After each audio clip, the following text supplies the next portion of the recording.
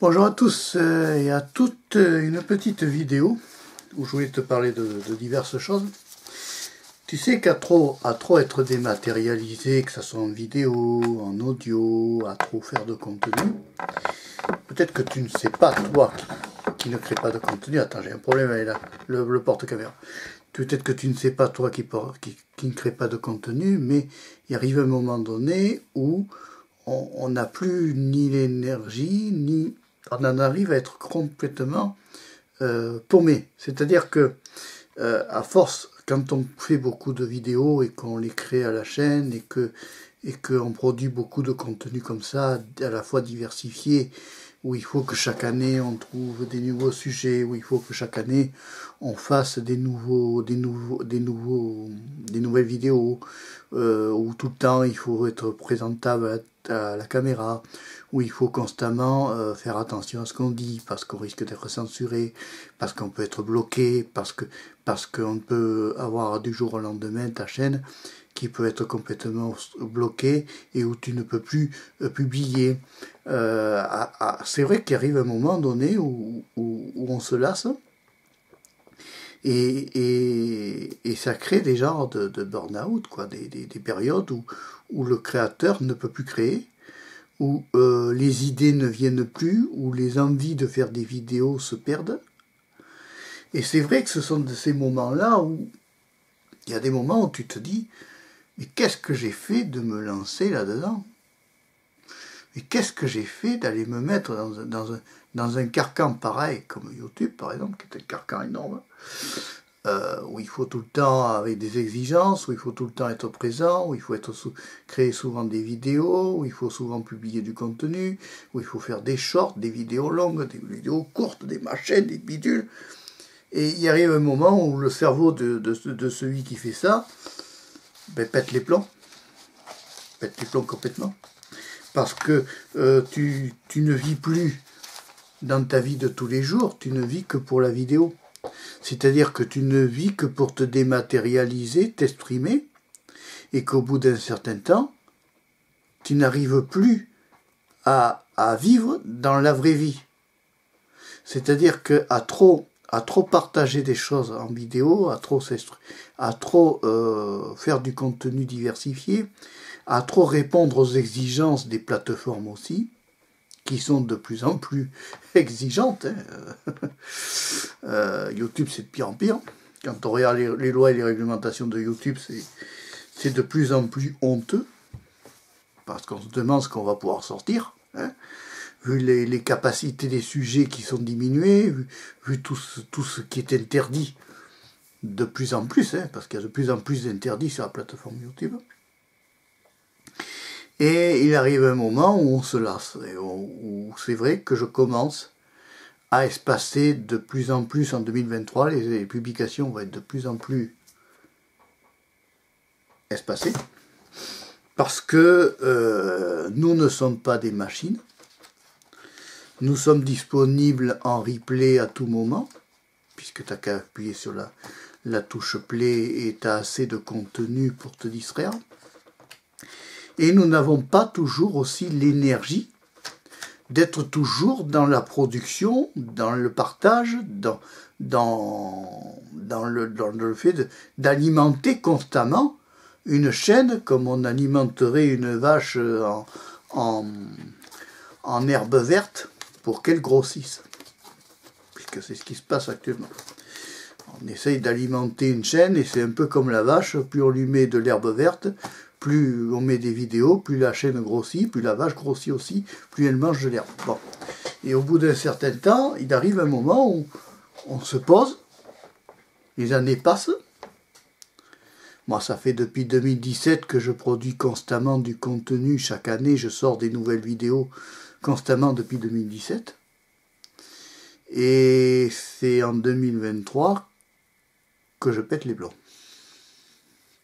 Que je dis que là, il faut vraiment que je me limite à beaucoup moins de publications nouvelles par semaine. Déjà, on va sérieusement réduire la production de nouvelles vidéos, déjà, parce que, au moins, en tout cas, de publication, c'est-à-dire d'upload de vidéos, parce que je vois que quand j'uploade beaucoup de vidéos, ben, les abonnés, ils se barrent. Et puis j'ai plus d'envie, quoi. J'ai envie qu'au printemps, je puisse profiter de mon printemps, sans me sentir contraint à faire une vidéo, parce que Monsieur YouTube exige un certain nombre de publications ou un certain nombre de choses à faire. Parce que c'est ça. J'ai envie que par moment, eh bien, je reprenne ma vie privée, un petit peu. Parce que à trop être public, on se fatigue, on se lasse. C'est surtout les retours des publics qui sont durs, violents, méchants, qui fait qu'au bout d'un certain temps, le youtubeur, entre les réglementations de YouTube qui changent quasiment chaque année, qui se durcissent de plus en plus, entre les périodes où même on n'a pas envie de faire d'être à la caméra, on n'a pas toujours envie d'être présent devant une caméra. Et puis il n'y a rien qui nous motive sur la plateforme YouTube pour continuer. Parce que ce qu'on nous montre concrètement, ça, dans le règlement, ça n'encourage pas à aller créer d'autres contenus, à aller faire d'autres... Ça n'encourage pas. Parce que quand on voit que c'est de plus en plus restrictif et qu'on se demande si, à force du temps, qu'est-ce qu'on va pouvoir sortir de nouveau quand on a fait le tour de toutes les questions. Alors évidemment, il y a des créateurs qui arrivent à produire constamment du contenu parce qu'ils fréquentent du monde ou parce qu'ils vont beaucoup checker sur Internet, à faire des recherches, à faire des scripts, des machins, des bidules. Et puis après, tu as le youtubeur commercial qui, lui, reçoit des offres par des marques. Et ces marques-là lui permettent de créer du contenu toujours nouveau, puisqu'il faut satisfaire pas lui, mais la marque. Et si je dois devenir un jour, comment dire, déphosphaté par une activité qui au départ devait être épanouissante et qui devient de plus en plus non épanouissante parce que l'ambiance devient de plus en plus dure. Dans ces cas-là, il faut savoir mettre un espace, faire une pause et se dire que bon, ben, ce qui est déjà uploadé restera en place, en tout cas de ma part. Mais peut-être qu'en 2023, je vais peut-être pas être aussi régulier dans ma création de contenu, dans les nouvelles vidéos, et peut-être que là, un jour, ou pas, selon ce que décidera la plateforme vis-à-vis de mon sort, peut-être qu'un jour je verrai 1000 abonnés sur ma chaîne, j'en suis loin. Hein. Pour l'instant, j'en suis très très loin. Mais même que si un jour il y avait 1000, 2000, 3000 abonnés, il faudra toujours que nous, les créateurs de contenu, on se protège. Et il faudra toujours que nous, les créateurs de contenu, on essaye de faire en sorte de protéger notre esprit et de ne plus créer pour être une machine à production, mais plutôt de créer pour le plaisir.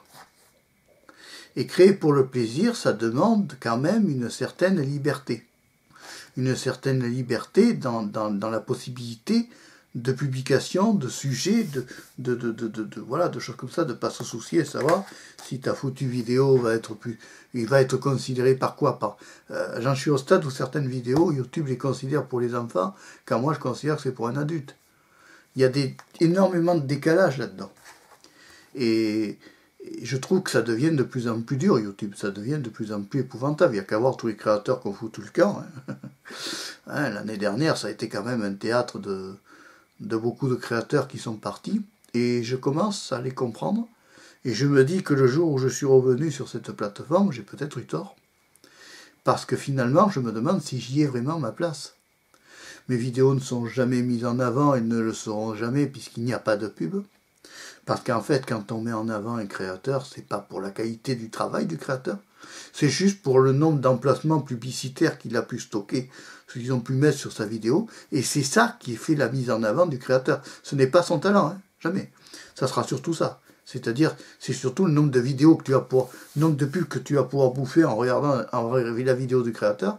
Et à ce moment-là, vu le nombre de pubs que tu vas pouvoir manger, c'est la vidéo qui monte parce que YouTube met en avant pas la qualité du créateur, mais plutôt la quantité de pubs par vidéo qu'il y a dedans.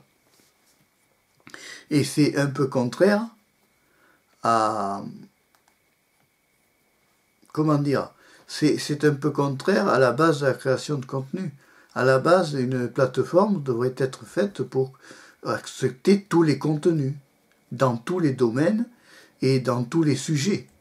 Mais malheureusement, YouTube, c'est spécial. Il refuse de plus en plus de sujets, il y a des vidéos dont il supprime, dont il modifie la visibilité, sans te prévenir. Ça commence à être un peu vraiment fatigant. Alors certes, YouTube accepte tous les formats de vidéos, mais bon, après il suffit d'avoir un bon convertisseur pour arriver à les adapter à d'autres plateformes. Mais j'avoue qu'en cette année 2023, ça démarre très mal pour moi. C'était déjà pas bien en 2022, mais là je trouve que ça devient de plus en plus le calvaire. Et si être créateur de contenu, ça doit être constamment un stress de se dire est-ce que ma chaîne est encore vivante, est-ce que je vais retrouver mes vidéos, est-ce qu'elles vont pas disparaître, il y a un moment donné où tu te lasses, quoi. Et il y a un moment donné où tu t'étonnes pas parce que tu vois qu'il y a des créateurs qui foutent le camp, qui s'en vont sur d'autres plateformes. Il y a des créateurs qui ont carrément quitté YouTube, qui ont carrément quitté la plateforme. Et avec le temps, je commence à plus ou moins les comprendre et à me dire peut-être que c'est eux qui ont eu raison finalement. Peut-être que l'avenir du créateur, c'est d'aller s'exprimer ailleurs, à un endroit où on pourra vraiment dire les choses. Maintenant, la question qui se pose, c'est est-ce que toi, qui es derrière ton écran, tu seras prêt à suivre un créateur qui va peut-être partir de la plateforme, ou qui est parti déjà de la plateforme? Est-ce que tu auras le courage d'aller le chercher et d'aller voir ses vidéos nouvelles sur une autre plateforme, sachant que YouTube fait tout ce qu'il faut pour te conserver et te maintenir, quitte à aller bousiller la vie de certains créateurs, quitte à aller épuiser certains créateurs jusqu'à tomber par terre. Pour certains, il y a quand même eu des suicides aussi sur YouTube. Des créateurs qui ont pété les plombs et qui ont craqué. Et je dois dire que je peux le comprendre. Et il y a des moments où je peux le comprendre. Je peux comprendre qu'une créatrice en arrive à péter les plombs et arriver à faire des TS. Ça peut se comprendre. Parce que l'ambiance est tellement lourde et tellement pesante, et puis c'est tellement l'incertitude qu'il arrive un moment où tu te poses des questions, quoi. Tu te dis, bon, je fais quoi? Je continue, j'arrête, À quoi bon mettre une nouvelle vidéo? Parce que 3/4 ne sont absolument pas regardés par ton audience. On gagne des abonnés, on se demande s'ils regardent vraiment les vidéos. Dis-moi, au fait, dans la page commentaire, je serais curieux de savoir combien de vidéos de ma chaîne tu as regardé.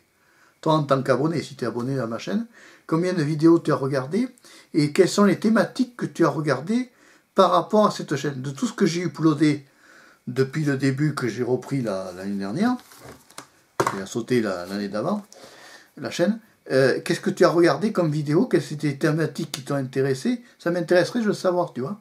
Ça, c'est les choses qui m'intéresseraient à savoir. Parce que moi, j'ai l'impression d'une chose, c'est que j'ai l'impression de balancer une vidéo dans une poubelle. Que la vidéo devienne une poubelle et que n'importe quel moment, la chaîne peut sauter et détruire tout ce que tu as fait, quoi. Et c'est cette incertitude-là qui amène à des doutes. Et qui amène à se poser vraiment des questions, et qui amène à se dire, bon, qu'est-ce qu'on fait, quoi? Qu'est-ce qu'on fait le jour où la chaîne saute, quoi? Est-ce qu'on continue à partager? Est-ce que la chaîne va résister encore un an? Est-ce qu'avec les nouvelles lois, la chaîne résistera encore un an? J'en sais rien. Quand j'ai vu tout ce que j'ai pris en strike pour des trucs, pour des bêtises, je ne sais plus, moi.